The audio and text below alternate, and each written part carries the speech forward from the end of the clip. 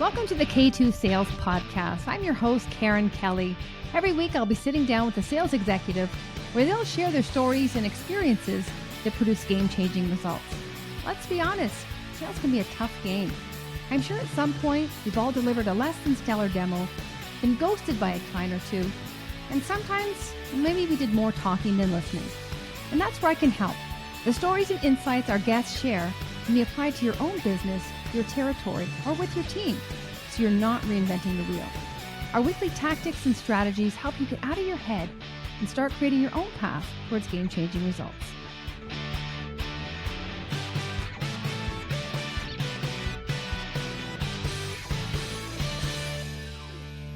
Welcome back to the K2 Sales Podcast. I'm your host, Karen Kelly. Now, the goal of the show is to share game-changing stories our guests have experienced.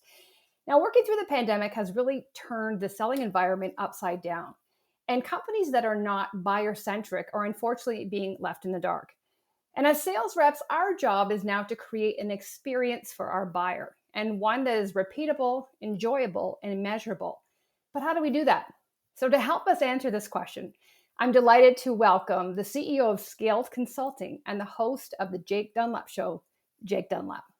Awesome. Well, thank you. I'm excited to be on this and to have the conversation. And this is a topic that's very near and dear to my heart. So I'm excited to go deep on it with you. Awesome. Thank you, Jake. And I am too. I think we're aligned in kind of our approach and just having some pre-talk of what we're seeing as the challenges. And at the end of this, be able to provide some insights and some tactics for people to really get started and give them that framework to start moving the needle in the right direction.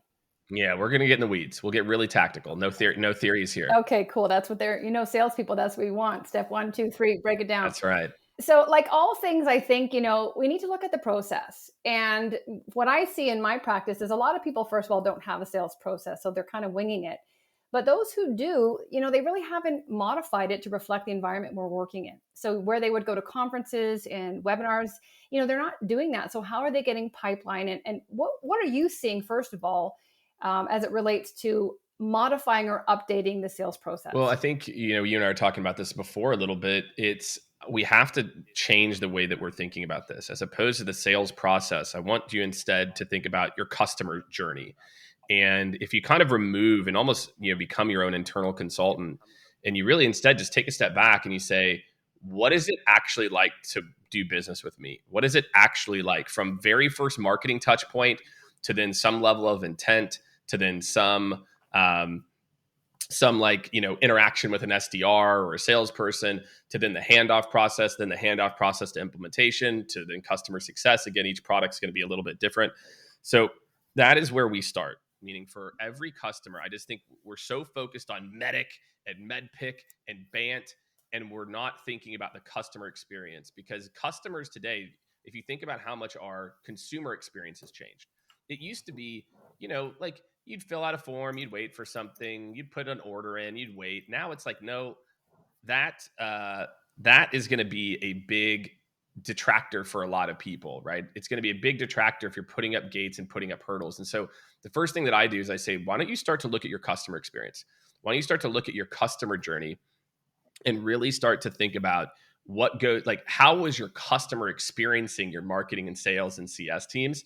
And if you do that, I think a lot of companies, it's very eye-opening for a lot of companies, because they're thinking about our sales methodology and our sales process too much and not enough about what's it actually like to buy from us. And so to me, that's probably step one. Yeah. And I think, that reflective phase or that self-awareness is just like putting yourself in the buyer's shoes. And I know, obviously I'm a consumer. When I get too many pass offs, or when I've, entered my information on the site and then it takes me 3 people and I know the name of the title of the person is the wrong person, but I have to wait. And I'm like, from an emotional standpoint, like I was high, you had me. And so I just think I reflect on that, but I don't know how many people do.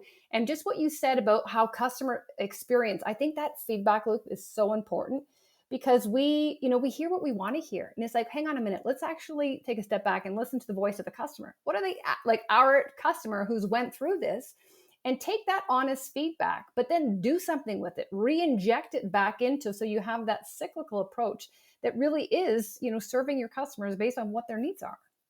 Yeah, and it's all in that yeah, that's another point about having a little bit more of an always optimizing mindset. But I think that the key thing to understand for most sales organizations is sales teams in B2B, right, are used to getting people at relatively low education and low intent. And therefore we've kind of structured the whole process around that like we need to have a discovery call and we need to talk to them or show them a deck. I just went through a demo for a big cloud company. They were very clear to tell me they were actually the first cloud company. Um, so you can just Google it and you can know who I'm talking about. And literally, it's the first call. I'm like, look, let me just start laying it out for you. Like, this is where we're at. These are the tools that we're using. This is what it is. And, I'm laying it out. And, then he pulls up his slide deck. And the very first thing is like, we were the first cloud company and we have 10,000 employees and blah, blah, blah. I go, I already know you're great. Let's just move forward. Like, I just feel like we're not prepared. We have not re-engineered the sales process to like what happens. How do we change our approach if someone comes in at step 4 for step 1? And that is the disconnect that I see. It's that understanding that when people are coming to you today, even for a cold, even if you reach out cold, there's a high likelihood they've looked you up on LinkedIn.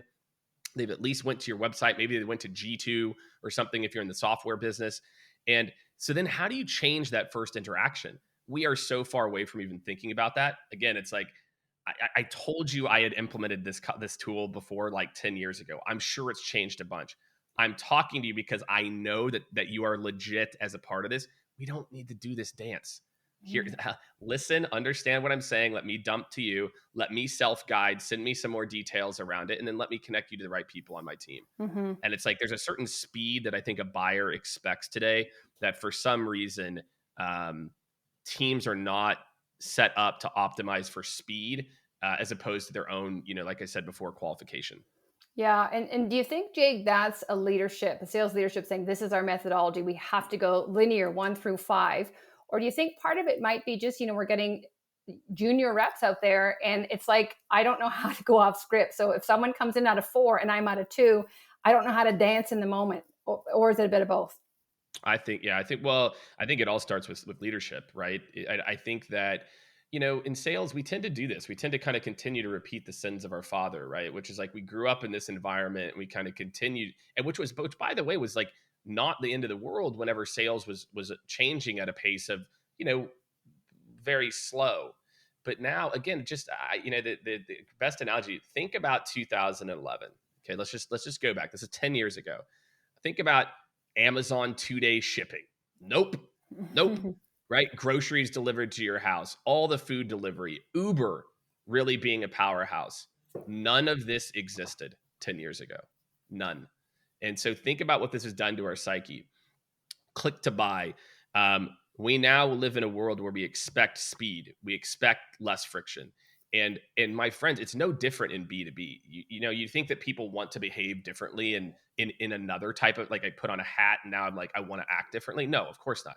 And so I just think that we are continuing to implement most of these methodologies were literally developed, Karen, like 30 years ago, Mm-hmm. 25 years ago, and they're just not built for speed. They're built for the sales team.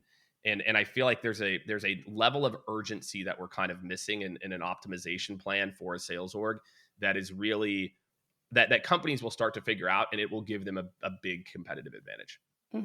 I agree. And I think those who maybe feel the pain of it is going to prompt them to do something about it, because there's so many others that are still on the fence. And like you said, they're using these dated methodologies. And I just think sales is an iterative sport. Like one methodology is not enough. Like you have to layer it with AI, with Gong, whatever you're doing.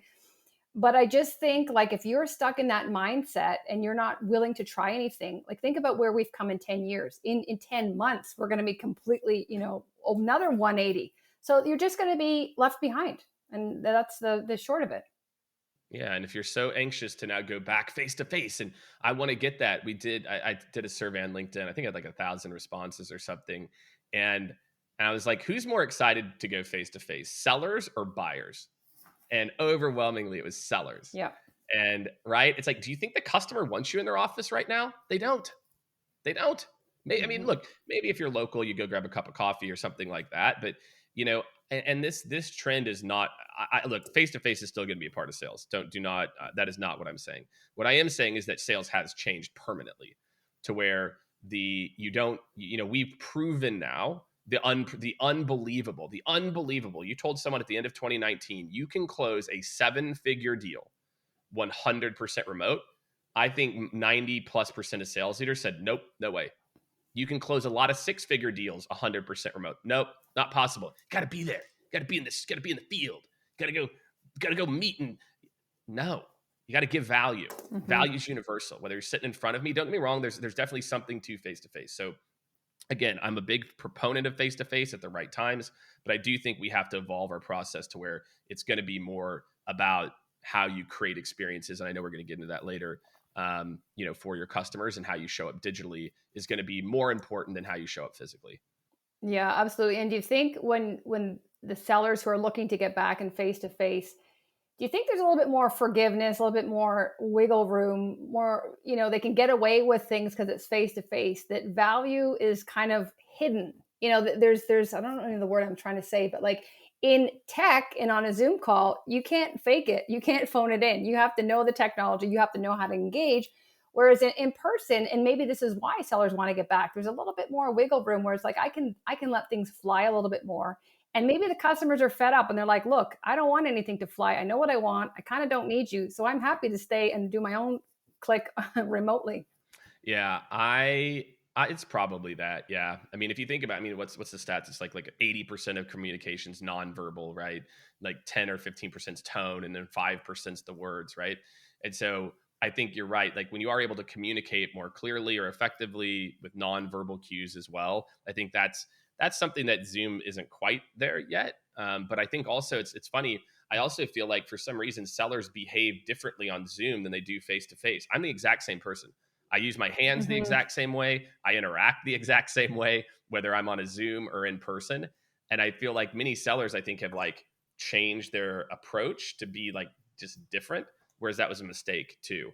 To where you can build rapport digitally the same way you do face to face, maybe not quite as strong, but I agree with you. I think that, yeah, there's a level of maybe it's schmoozness that can Yeah. cover up 10 to 20% of like maybe some of the tougher questions that you might get. And that could certainly be a reason. I think the other reason is, people want to get out of the house. They're like, oh my God, I crapped with my family for a year and a half. Like, especially if you're one of these people who's been on the road for a long time, right? It's like, I don't know what to do. I'm trapped here. I did like a humorous video, maybe, I don't know, what was it? Maybe like 6 months ago, where it's like confessions of a field sales rep.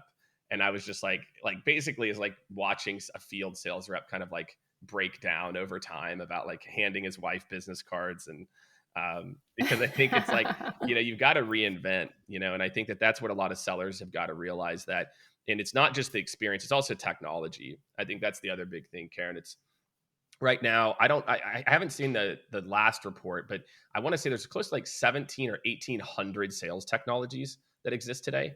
And so if you are manually doing things or not leveraging these tools, there's a very high likelihood you're probably leaving 10, 20, 30+% efficiency or effectiveness on the table, because these are tools you didn't grow up using, right? You didn't get trained on them, et cetera. And so I think that that's the other big piece, is that I think someone who's a decent B player will be able to like dramatically outperform like your typical A player, just because they can, almost look like they're, octopus arms, right? Like that they can just do more because they've automated, or they're the things that don't need to be, done by a human.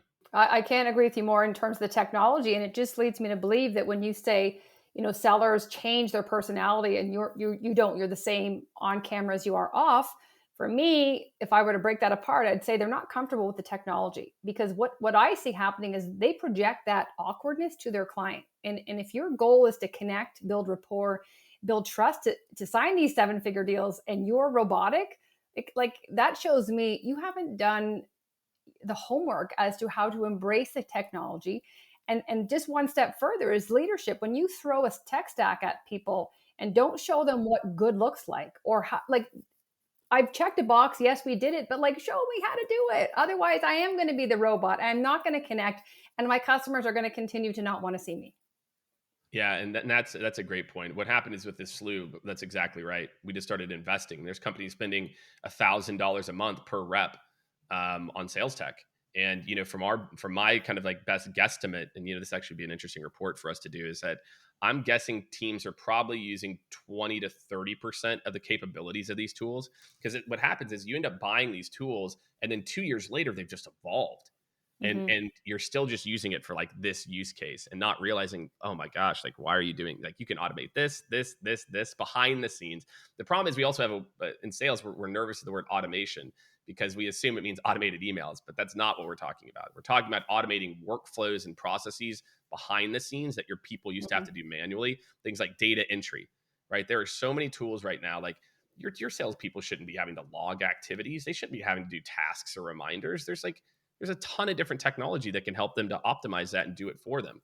And so, it's also, as a sales leader, and I was talking to somebody about this last week, you can't keep outsourcing your knowledge of sales tech to your VP of sales ops. To me, to be a modern sales leader, when I think about 2025, 2030, if you don't understand the art of possible, if you don't understand what these tools are capable of, you're going to continue to build sales teams the way that we did, 5, 10, 15, 20 years ago, as opposed to, a more modern stack. And then the final point I'll make about sales leadership is the other issue, and this is kind of the unspoken one, is there's no incentive to change. And what do I mean by that? Karen, people are judged by the size of the team that they've managed, right? What do they ask? If I say, hey, sales leader one got a company to $100 million in revenue and managed a team of 150 people. Sales leader two was able to be efficient, get a team to 100 million, but the team was only 45 people. When that person goes for their next job, Hmm. this is just how it works. They're going to say, "Oh, but Jake managed 150 people. He knows how to Hmm. scale." As opposed to like, well, Karen got there with 45 people. She's better than, like, that's obviously better than what I did. I just threw bodies at it and burned a bunch Hmm. of cash. And so I think that we've got to also move away from some of these like old school ways that we look at sales leadership success as the head count that you've managed versus the rep productivity that you're able to drive. Yeah, I love this conversation. For me, my line for sales leadership is always we have to be modeling the behavior. And I think like looking behind that, like if you were measuring the 45 versus 150, like you have to look at churn, you have to look at what is that culture like, for those 150 people. I'd rather have a smaller team that's engaged, that's I can retain them. Like the cost of replacing them is a lot. But I just think as sales leaders, it's our job to model the behavior and also create a seamless environment for our team. So what I ask them to do for me, they're going to be asking the same of their customers. So if I'm not willing to change, how can they release their customers' grip on status quo? Like they're never going to do it because all they know is what they see, and that's me creating friction as a sales leader. So how do you get around that? Not getting involved in the tech stack. Yep, not being in the tech stack. Give you a perfect example. Actually, I'll tell on myself a little bit here, where I'm an inbox zero person, right? So although I use an app called Superhuman, which is by far the best Never email heard of app that I've tried, um, and so I'm an inbox zero. So basically, I stopped using Slack. I was like, not doing it, not doing it. Like I've got too much stuff, and so I started to train people: do not reach out to Jake via Slack. Just hired a new VP of business operations and a VP of commercial operations. So two just amazing people we just hired, and both of them were like, Jake, you have to get on Slack, and here's why, and here's how you're going to use it, and here's why you're going to do it. And I was like, okay. And now my team's like annoyed that I'm on Slack too much, and so it's like you've got to be able to adapt. And I think that like, as a leader, it's like what would the alternative be? I continue to stay entrenched in my own workflow and it works for me, but not for the Mhm. rest of, for the rest of the team. Like, no, like that's selfish. And I think, for me, like, I think it was good. And that's just my personality. It's like, once I see like a new path forward, I'm like, I forgot that I used to do things a different way and I'll just like move down that path. But, I was, not willing to change my workflow. But then once I kind of realized it, Mhm. you have to. I'm like, Jake, this is silly.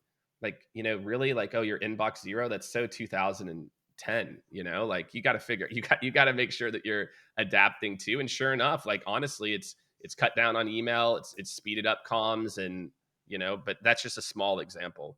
But you were willing to try something new, which is a bit of a vulnerability piece as well. So kudos to you. You have to be. Yeah. And you mentioned a new path forward. And I just think of, when there's an unblazed trail and there's a bit of reluctance to go there. But I think when you do go there, it becomes the norm and it kind of replaces the old one. And it makes me think of these neurotransmitters in mindset. And I think so often we're stuck in our old ways of doing things, in our habits, and our self belief. And the minute we can kind of get comfortable with being uncomfortable, we'll embrace the technology, we'll leverage video. But I think when we're stuck in current state mode and we're not even willing to start blazing a new path of thought, of belief, whether you're a leader or not, that's all going to keep us standing still. You don't have, here's the thing, the market is going to push you out. Like I hate to be kind of the bearer of bad news. In the next 5 to 10 years, the market's going to push you out. Meaning what's going to happen is that if you're not adapting right now, we've got a gentleman on our team who's been in kind of account growth for how many years of experience does he have? Probably 20 years, 25 years. And I remember we had a conversation, right? This is right in the middle of COVID. It's probably like November or so. And I'm like, Mike, look, you don't have a choice. Jake, I'm just not as strong on, Salesforce. I'm like, Mike, you don't have a choice. If you don't understand the basics of Salesforce, how can you possibly be effective when you're interacting with customers? If you don't understand how to make your own reports and dashboards, and it's not just Salesforce, it could be another tech tool, etc. It's it's you will be a dinosaur. You will be the last that'll be like a book, the last man carrying a bag, right? You will be that guy or woman where you're just like your one skill is schmoozing. You can't go deep when people have other questions. You got to hand off and loop in other people, and then people get frustrated and don't buy from you that maybe used to buy from you before. And how do you think sales leaders can support or cultivate that, like whether through role playing or coaching, and just keeping hone those skills so that in those live discussions, you have something to draw, you have some muscle memory because you've actually done the activity before. Well, I think you hit it on the head actually, which was you've got to model the behavior. Like as a sales leader, like I'll give you a good example. So we do a lot of sales engagement implementations and optimizations. So we're the largest implementation partner for outreach, and we've done hundreds and hundreds and hundreds of sales engagement deployments. How can I sit here and talk about the field? So we had a client, okay, and the consultant we had on it was like, it was okay. And so I got in and taught myself how to build automation rules in a sales engagement platform. I didn't know how to do it. Just figured it out, and what it completely changed my perspective. I'm like, oh my gosh, like what's possible now? I'm like, oh, it changed my whole horizon. So I just think, if you're a leader today, you need to start to spend just a little bit of time getting into the trenches on Hmm. this new stuff. Okay, so all right, Hmm. so I've got 50 of my people using this tool and I don't know how to use it. I've got 100 people, 200 people. Just think about that. You've got 200 sellers or 50 or 20, if I could be 5, I don't care. And you don't really understand what it does. How could you Hmm. possibly help to optimize it? How could you possibly make it as effective as possible if you don't have a baseline? Yeah, did it take me 8 hours and it was really frustrating? But like, sure, but I came out the other side a changed person, right? And so, that's my advice to sales leaders is, once a month, pick a part of your org and go deeper. Learn Hmm. something new. You have to be learning new techniques. You have to be learning more and more about the tech. You've got to be learning more and more. Go talk to other VPs that you think are doing cutting edge things. Obviously follow our content on Scaled. I think we do a good job of this as well too. So I just feel like it's more required, I think, than ever for leaders to start to stay steps ahead. Whereas because things are changing so quickly that if you don't start to kind of get your brain back in that like 20-year-old you mindset, Hmm. you might find yourself in 2025 to 2030 making a lot less money than you are today. Yeah, and I think I see that often, and I think they're so far removed from the customer because if you're call coaching, if you're having these conversations, you know what objections are coming up, you know what challenges or what insights they're sharing. How are you going to coach otherwise? You're going to be coaching on a methodology from 20 years ago, And then I think, how are you going to get the buy-in from your team? Because they're thinking, like, I just think it's a respect thing. Like for me, when I was in corporate, like if my boss didn't, have a great track record and show me what excellence was like, I'm like, don't tell me what to do because I'm not listening. Especially cold calling, right? Like at my we had a boss. This is many years ago. I'll never forget this. This is an AVP at the company I was working at, and he was trying to make a point about it. And so he's like, oh, "This is what it does." Picks up, starts calling. The person answers. He goes, click. Joke. it just it just completely did it. We did a project a few years ago where I'm not in the day to day with most of our engagements, but they were actually a company here in Austin. So I went over and I was like, all right, this is a new team that we just helped to build out. I was like, all right, let's get on the phones. I put on the headset and did like an hour's worth of cold calls with him because I do believe like, I think everything requires that you have that gear still. And Mhm. when you move up, there's certain things you shouldn't be doing. Like it's not a good use of your time, but it is always a good use of your time to continue to stay sharp, continue to stay present. And I think what happens is people get up and up and up. You know, I'd say many leaders stop that beginner's mind, right? Always Mhm. have that like there's always a part of you that's doing what you should be doing now, but a part of you that's, always staying up to speed. And in order to do that, you've got to get in the trenches. Mhm. Well, they say you get hired for your technical skills and fired for your behavioral skills. That's probably fair. So you think about, in their defense, I do agree with what you're saying, but like, at a certain point, they're removing themselves from that. But I still think they need to watch game tape and even know how to do it. I'm not saying it could be 2% of their job, but just to show your team, like, that's empathy. I know what you're going through. I know you're going to get hung up on. I know you're going to do this because guess what? It happens to me too. And even your boss that did that, I just thought, if he did that and he bombed, that's okay. And they saw that, but let them also witness the journey of him rebuilding himself to say, hey, we're all in this together. Like the first one sucked, but let's iterate and keep going. I think that builds team and camaraderie. Absolutely. So I just want to switch a little bit gears and think about, a lot of the times, and this goes back to the process, we're seller focused. So we usually have our sales process and, we're really not looking at the buyer's journey. We started talking about like looking at how they buy, where they buy, how can we remove friction. So what are your thoughts about how as sales professionals we can become others focused? So whether it's in our prospecting, in our messaging, and just let them feel that we've actually done some work, like we've considered their who they are, maybe with the personal investment, and it's just not so a template with just laziness and no effort. Yeah. I mean, it's kind of interesting that we're talking about this. Like part of me is like what's the alternative, right? Like what do you mean you don't know your buyer? Mhm. Meaning so that's where I'll start. I would say if you don't understand the job that the people that you sell to does, like or does what they do. If I can't, okay, so you sell to VPs of operations, okay, whatever company you work for, you have to know what a VP of operations Mhm. does. What is the job? What are they KPI'd on? What are all their priorities, irregardless of what you do? Like that has nothing to do with it. If and I'll go back to as really fortunate. One of my after I spent 2.5 years in sports sales and then went to Career Builder, and man, they had one of the best training. I still think they had one of the best sales training programs like of all time in like the 2000s.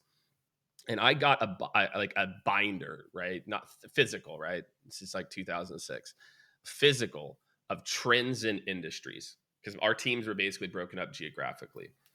And so it was like an expectation, like what are the trends in manufacturing? What do these buyer personas do? What does a VP of operations actually do? That is step one. Whenever people would come to me, my reps would come to me early on and they'd say, okay, Jake, I want to talk about this opportunity. My very first question, how do they make money? Mhm. If you don't know how that company makes money, if you don't know what their business act like what they actually do, Mhm. how can you help them? It's impossible. If you don't know what the job of the people or the company that you're trying to sell to does, it's impossible for you to truly be empathetic, right? And because you don't understand the shoes that they walk in and you're not investing the time to do that, you're not investing time and your conversations are going to be really clunky and very much about me. Um, and so I think that that's really where all this starts. That for me, if I can make people experts on who the customer is, what they do, like I'm thinking back to one of my team, like team that I ran back in like 06, 07, or actually maybe it's like 08, maybe. I was getting my MBA, and one of my coworkers was a VP of operations at McKesson. And so I got him to do a tour for my entire team of what it means to be a VP of Mhm. operations at a big company, Mhm. right? Let him see the warehouse, gigantic. I don't even know how many hundreds of thousands of square foot. You know, like if you aren't, and that's what and I'm like, this is my job. I've got to teach my team more and more and more about who our customers are, what they do, what their jobs are. And I feel like we've just gotten away from that. And I don't, because that's why I laugh. I'm like, this is stuff I was doing in 06, 07. Like this wasn't stuff that's like cutting edge, but I do feel like today more than ever, if you want to speed up the process, you need to be able to understand who that person is, what they do, where they're probably at Mhm. in the process, so you can meet them where they're at, as opposed to just doing generic pitch number 7. Yeah, I couldn't agree more. And it is table stakes, but it's not, because people are still, and maybe it's a laziness thing, maybe they're just going through the motions. But I think a lot of people, if you're also in corporate, like the people you call on are in your organization. So your VP of finance, your VP of sales, like talk to them and say, like, what are the challenges? What do you care about these days? So I think you do have access and insights at your disposal.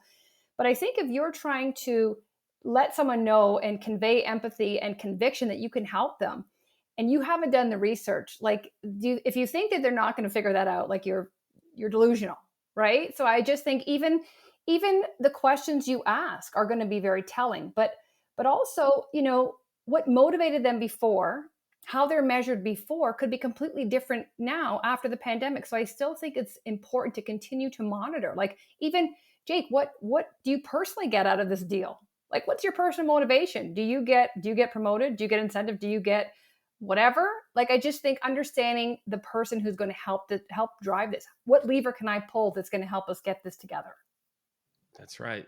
Like, and that goes back to it again. It's about, to be, because you hit on this, you mentioned it very briefly. So the questions that you ask, if I don't know what this person is or does, etc., my questions are going to be horrible. They're Yeah. going to be super, super generic. Hmm. It's funny. We'll get into, it's been a little bit, but I remember arguments I'd get into as CEOs. They'd come to us and say, Jake, we need you to help consult with us and build a new process for closing deals. I go, great. So we're going to redo the discovery process. They're like, no, no, no, no, no. Hmm. We're fine there. We're fine at the, like, we need help closing deals. It's like, well, closing isn't a skill, it's an outcome. And they're like, what? And we lost a deal because the guy just was like, no, like, if you want to work on closing, we're going to go back to the discovery, because chances are you're not asking the right questions, they're too surface level, and you're letting too many deals get late stage, and you don't have the right ammunition late stage to be able to actually get them over the finish line. Hmm. And I think too often, like, the fundamental is the quality. It's like, what is it? The quality of the questions determines the quality of answers. Hmm. And so for a lot of this, again, if you know who your persona is, my ability to ask smart, thoughtful questions on what's happening and what I know. And guess what, my friends? Here's what you do. You're like, Jake, well, I don't know about this. Guess what? I was 26, 27, meeting with CHROs of, decent. You know what I did? It's called Google. Hmm. I went to Google and I typed in trends in industrial manufacturing 2021. And Hmm. then I just read it. I would say, so yeah, a lot of operations leaders are, blah, blah, blah. How are you addressing this? Oh, it's a great point, Jake. Like, absolutely. I know it was. I just read it from this report right here. So I just feel like, again, you got to be a student. If you don't care about your buyers, like, go find an industry where you do care about the buyers. Go find an industry you want to help people, as opposed to just go through the motions. Yeah, I think the questions are huge, and I just think people don't do enough work, and there could be an element of laziness there. But as you said, Google, the answers are there. And I think even that first conversation, you're going to gather insights. So say you had 3 questions, they're going to share another one that now you have 4. And then you're just like, you're that stone gathering moss, that by the third or fourth call, like, you're good. Like, you have great clarity as to what they're actually experiencing. So I think it's just that iteration process, and people just need to be willing to pull the trigger and, Google and go into the first one a little bit, not as prepared, but you need to start somewhere. Yeah, and I would ask questions, like, um, hey, like, I haven't worked with a ton of VPs, again, because I mean, that's one of the benefits. Gosh, I look back and I didn't really realize it, but because we were not verticalized, I am pretty dangerous in a lot of industries. Meaning, like, because I would just go deep. I'm like, what the hell is a CNC machinist? I'm like, I don't know what that is. So I would Mhm. just go look.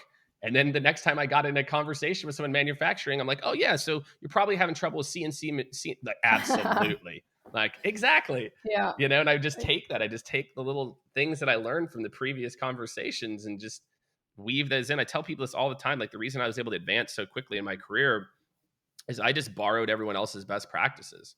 Yeah. And that kind of what we're talking about now are like the modern best practices, right? So let's say you're an enterprise seller, maybe who's got, 25, 30 years of experience. Go find the 25-year-old or 30-year-old who's killing it with these tools and go shadow them.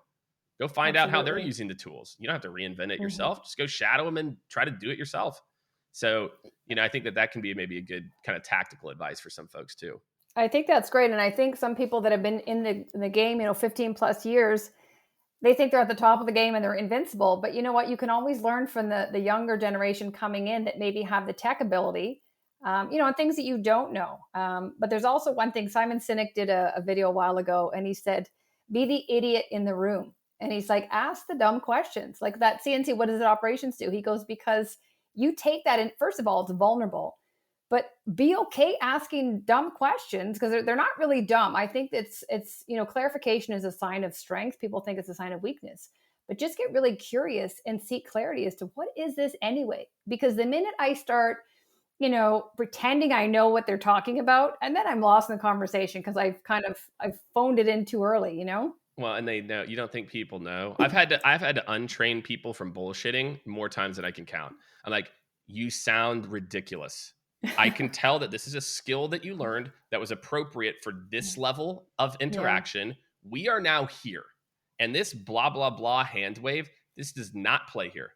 And I yeah. cannot tell you, because again, it goes back to that skill set. It's like they kind of learn how to talk at this thing and they can get over on a manager, and then they start to sell to a VP, and they're just like hand wave, talk in circles. And I think, I started in sales in my early 20s calling on executives of hospitals, and I absolutely fell into that trap of hearing my product and confirmation bias, jumping in and pitching everything I can, and even not really sure of what they meant by that, but not leaning into that curiosity and saying, Jake, I'm actually not really familiar with that, because before we deepen and get deeper, I don't even know what you're talking about. So this conversation is going to be, so just own it. There's nothing wrong with it. I think your customers will respect you way more if you own it and you're honest. Or on the call, just be like, yeah, it's great, and go Google it, right? Just like go in the type, like, what does C35 SOC 2 whatever mean, right? And then you don't have to then try to like pontificate on it. Just be like, okay, cool. And then you could still ask the follow up question too. I think like, yeah, the way, how would I ask it? I think you'd be like, oh, that's okay, great. So that's interesting. Like, what are like the core responsibilities that you look for, that your team looks for around this role? And then they would tell me, and I'm like, oh, okay, okay, because I didn't know clue what those jobs were. Yeah, but that's okay. We're not perfect, right? No, no, there's no need to be, and nobody expects you to be.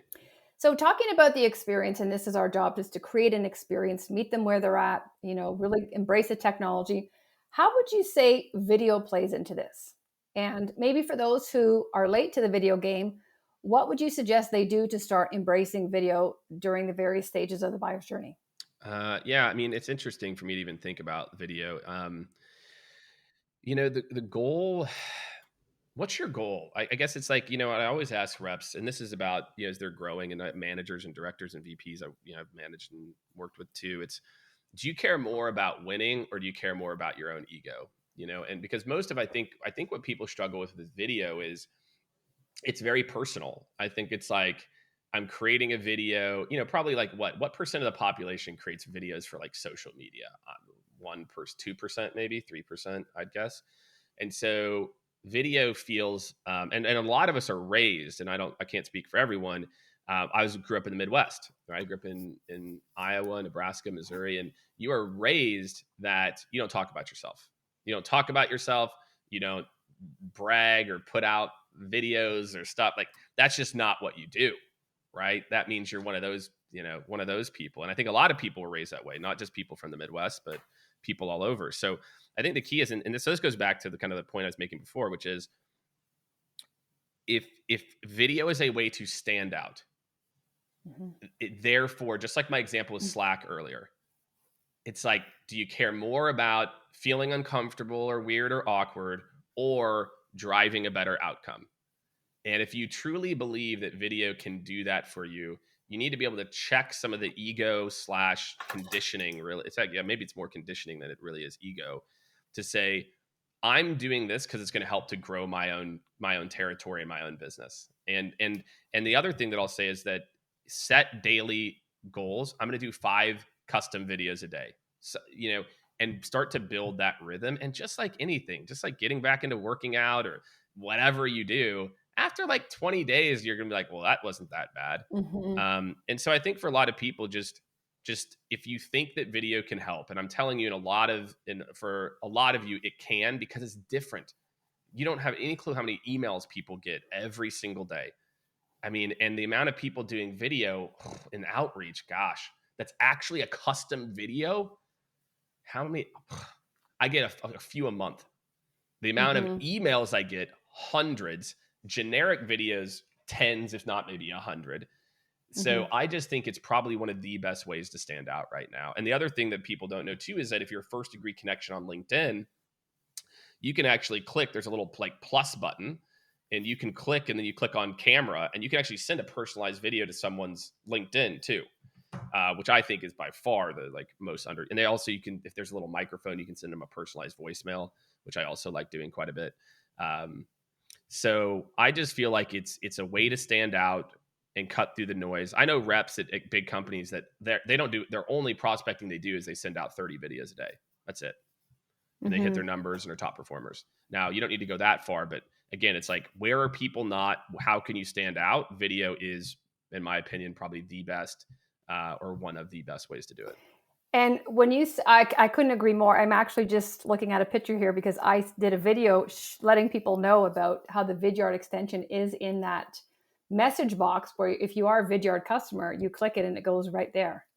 I have this, I don't know if you can see that screen there. Yeah, there you go. You can see at the bottom there. So a lot of people aren't aware of that. And I think just to bring it back to where video is important, I think leveraging LinkedIn, when you're engaging back and forth, sharing content, and then you connect and pitch is a definite no, but you can send a video and just say, hey, Jake, I'm really glad we connected. Looking forward to learning more about you and reading more of your content, and just a deposit, right? But they've seen me. There's a human connection there right after they connected. So it's almost a validation, like, I'm not going to spam you. But I think early in the sales process, it's a great way to really show who you are. Yeah, and what I would suggest is make sure you mention something specific. Not just, for Mm-hmm. me, if you really want to have more impact, say, hey, actually, hey, I'm really glad you connected. I actually have listened to your podcast a couple of times. Or, hey, I'm really glad I actually saw a post from your company about this and that, and was good to Mm-hmm. connect. Here's the real trick, my friends. Then you have to slow play. You can't then a week later come over the top and say like, blah blah blah, let's meet. There's no point. Don't even bother. Just do me a favor. Don't even bother to do the video if a week later you're going to send that DM. Don't bother.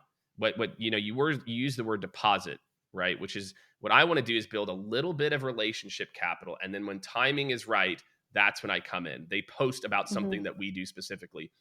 Their company posted something to say, hey, I know we've had a few interactions.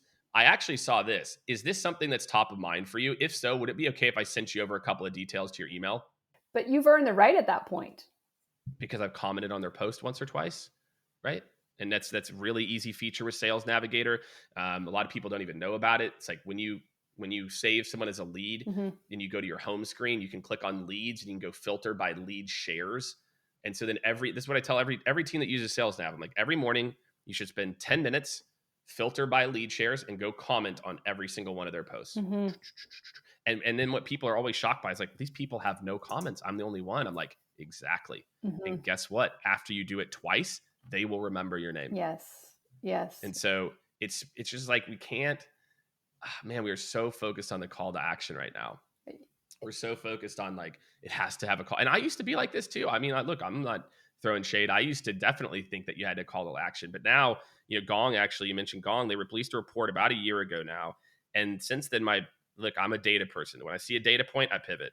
It was like the best call to action right now is like, is it okay if I send you some additional details? And if it makes sense, we can connect. Yeah. Or we can, set time up. And, I'm still a big fan of the use a date and time, which by the way is the second highest performing. Are you available next week is the worst. For any busy executive, there's nothing worse than are you busy? Are you like, let me know how next week looks for you, because then you put all the onus on me. Yeah. What every executive thinks when you put that, just for everybody else out there, here's what's going to happen. I'm going to have to open up my calendar. I'm going to pick a random time because I haven't seen your calendar. Mm-hmm. And then I'm going to send you that time. And then you're going to say, It doesn't work. I can't do that time. Yuck. So I'm like, but if you say, Jake, I'm open between 3 to 4 on Thursday afternoon and also Friday morning, 11 to 12. Let me know what works best for you. Yeah. Then I can go look. And I'm like, yes, or no, but I can do this. Mm-hmm. So that idea of that, getting that permission to kind of start the engagement, and then once it's time, using a date and time is really like what we're teaching companies right now more and more. Mm-hmm. I love that. And I like I always go an afternoon and a morning to give them some variability. So you're not saying all these afternoons. But and what about are you interested in learning more? I thought that was their highest call to action. Yeah, it's something like that. But it's like, the way that you phrase it isn't quite like that. It's more like, let me know. It's like, let me know if it's okay for you to send me like a couple additional details around XYZ, Right. In particular. And see if this is something that makes sense, or it's something like that. But just like, if you just ask the blanket, I just think there's just better ways to ask the question. I think the overall message there is it's permission based, right? You're not just spamming them. And then there's some context behind it. Like we talked about this. So based on that, is it okay if I send you this? There's a connection there, right? But you have to make the connection in the beginning. Like that goes back to this. Like if that first line isn't strong, the first few lines aren't strong, and you're saying like, just if your thing is just I just want to ask permission if I can send you something, that's still not going to work. Yeah. If instead I saw these two things, hey, I've been following your content for the last 2 weeks. I'd seen your company post about this. Based on that, we actually work in that world. If that's a priority, let me know, and I'm happy to send over some details. I think I have your email as X. Thanks, Jake.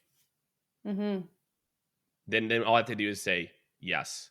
Boom. No lift for me. And I'm actually getting a yes on a confirm email, which is easier than getting a yes, maybe even to like meet or to send stuff. I like the confirmed email bit. I think it comes down to, you have to be willing to do the work. Like I know when I send prospecting messages, I have to go back to what their recent activities, and I always search by like the last 30 days. I don't want someone who hasn't been on LinkedIn since 2014. Not a good candidate.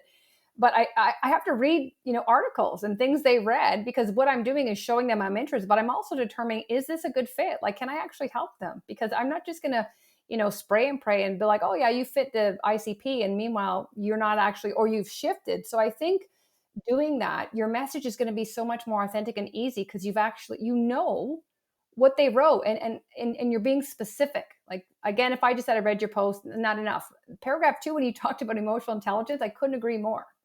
Show me that you've read my post. Yeah, exactly. That's exactly right. The funny part is though, even by just saying I read this post on this, you're already doing better than like 80% of people. Well, like outbound is so atrocious. It's literally the worst it's ever been. So right, my friends, I really feel like it's not that hard to cut through the noise right now. I feel like people are just so mailing it in, and in sales, we've just went to the more button, just do more activities versus, we've kind of gotten away from the concept of effectiveness over efficiency. And I think it's something that a lot of teams, and not many high performing teams, that's not the case, but a lot of teams just keep pushing the more button and expecting more outcomes. And the answer is actually, it's like better quality and like a little bit more customization, and less is going to yield better results. Yeah. And I think when I hear that more, it leads me, or what I think about immediately is a sales leader who was promoted based on being a great individual contributor and just doing what they know best. But, if you're looking for better outputs and quality, that's a true sales leader, which can drive results through the people, right? Because it's like a racehorse. I can whip you until you're whipped. But like, if I really want to drive sustainable outcome, but also create a continuous learning environment, contribute to culture, like I have to look at the people. and that they're all different, right? And so, I think the best analogy I heard, and I use it even if you're not a baseball fan, you don't have to be, is a team, a frontline team is like a baseball team, meaning like, a leadoff hitter is going to hit singles and doubles and maybe hit a home run every once in a while. And your number two is going to do this. And then you've got a four hitter who like just closes big deals, are not going to be good here. And then you've got the people on your team that are like good enough, that are going to get on base Mm-hmm. their different ways. Maybe they're going to do bunt singles. And I think what you have to do is make sure you create a framework that allows for people to be successful, not just in a mean. Sales is the only job, I want you to think about this, where we manage hundreds of people to a mean. It's kind of Mm-hmm. insane. You have to activity metrics means versus like, actually, this person needs to make 75, this person needs to make 40, because of just like the skill sets and the things that they do. And so I do believe that, we're trying to push a lot of our companies actually away from tracking activities as the leading metric and moving toward what we call meaningful conversations, which is, the first outcome, which is like somebody said they want to set up a meeting with me and we're working on timing, or like they're connecting me with the right person, and Mm-hmm. focusing on outcomes and empowering people. And I'm okay with maybe like a call, like, hey, we need to make sure we make 20 calls a day, but it's a minimum. And I think right now it's Mm-hmm. like the difference is like, if we don't treat these things as minimums, it's like, oh, we're down for the month. Who's going to do? I was talking to a salesperson who had hit me up, and she was like, yeah, they're like basically just rewarding us for trying to get, 700 activities a week. And so that's what we're going to start to do. And we don't care about that because my leader is, got a leaderboard up and saying it's end of the quarter, we need to do more activity. Just to tie this back as we're wrapping up to the where we started in the sales process, it's like I think when you can understand buyer intent and you can, whether it's language, whether it's action, and you can bring it back to what stage that was in the sales process, you can look at what you did to get that. Like, what did I do? Because so often it's happy ears, but it's like buyer intent is action. It's a physical verifier from the buyer side. It's not I hope or I think. They've actually done something. So this is where, as a sales professional or a leader, I need to understand what did I do for them to do that? How can I double down on it? How can I do more of it? Or on the other side, why did I not get that meeting? And I think we just need to pinpoint at what process, at what stage did this happen. And I say this before, we can tweak it or we can modify it, but too often we abandon the whole thing. And it's like you need to scrutinize at the granular level what went well here and what didn't, and how can we modify. Yeah, and I think that for everyone listening, that is not your boss's job. It is your job. It is your job to make yourself more successful. And if you can't watch your own game film and you can't go back, when I talk to teams, I say the same thing. For me, every deal that hasn't ever closed is 100% my fault. I Mm-hmm. go back and look at the game film, and I got happy ears and didn't ask the follow-up question. Mm-hmm. I emailed a proposal. Mm-hmm. Every deal, I was like, oh yeah, they're good. And it's like, no, I heard the hesitation and I wasn't blunt enough. Right. Mm-hmm. And I think that last point you made is key, just for anyone around your own career, is as we're talking about all these different modern techniques, you need to really go back and make sure you're always learning and not relying on your company or your manager to do your learning for you, or you're going to grow really slow. Yeah. But you got to own the wins and the losses. And I remember when I worked in corporate, I was 20 years in corporate. And after near the end of my career, after every call, again, the self-reflection point, because you have to be willing to see, watch the game tape and see what happened. And I would ask myself two questions, and I'd say, did I add value, and would they pay for that call? And I knew when I didn't. I would reflect back in my car and I'd say, "You overtalked. You didn't listen. You know what it was." And it's like there's that cringeworthy, like, I knew I did it. So don't write down you didn't. You did it. But I just think, don't do it again. So what can you put in place, a trigger that's going to go next time? I'm going to pause. I'm going to slap my bracelet to wait 5 seconds so they're going to continue talking, whatever that is. But I just think be okay watching the cringeworthy stuff as long as you're going to re-implement something new to prevent it from happening again. Exactly. Okay, well, listen, before we actually sign off, is there one or two things that you could say? Because we talked about a lot of things, really about, how do we reverse engineer the buyer's process so that we're buyers focused. We talked about creating an experience for them, looking at our sales process, modifying it to ensure it reflects the environment we're in, sales coaching, the importance of leadership, video. Is there one or two things if people are like, I want to start moving the needle, but where should I start? Well, I'm going to go back to what I said before. I want to challenge you. How much do you actually know about your customer? Go and listen to, I told the sales team, I did a talk last week, like a few hundred, and I said, how many of you have sat next to your customer success team and listened to 10 customer calls? right? So step one is go Mhm. get to know your buyer. If you feel like you already know your buyer, if you feel like, Jake, I actually know what a VP of operations does in industrial manufacturing versus consumer packaged goods, great. Like you're on your way. Step two then is how can I stand out? Like what are different ways that I can stand out by using video, direct gifting or mail in a way that's very specific to that individual versus kind of one size fits all, you know, chocolate boxes and things like that. So I think it's if you know your buyer, it's like how can I get creative in ways that I'm getting in front of them? I think those are probably the top two things that I would start to do or change if I was wanting to really up my game. Okay, well, thank you for those. So, folks that are listening, you can easily put those into practice immediately. So, Jake, if people who are unaware, which I would say there are very few, but if they are unaware of who you are in scale consulting, where can they learn more about you and the company? Yeah, I love it. Well, definitely come by scaled.com, SKALED. We put out new content every week.